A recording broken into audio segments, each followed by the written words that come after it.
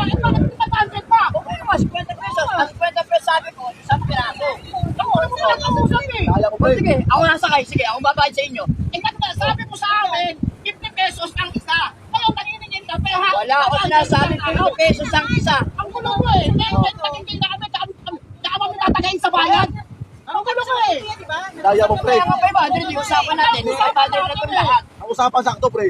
Bilangan nyo, isang piraso, 50, 10 yan eh, 10. Mali ang ano, Kaya pre. nga 500, ilan kayo kanina, 10. Ang pagkaintindi namin, per head, 50 pesos. O kaya nga, pero 50 pesos. O, Ngayon, ilan kayo kanina, 10. naniningin ka sa akin, 500 ang isa. Ang taas naman.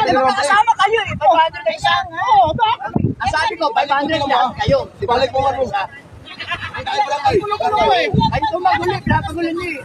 Halina na usapan natin, 50 pesos ang isa. Diba? Punta kayo barangay, O, pre. 10 kayo, 10. Ibalik mo din kami. Kaya mo, 500 nga eh.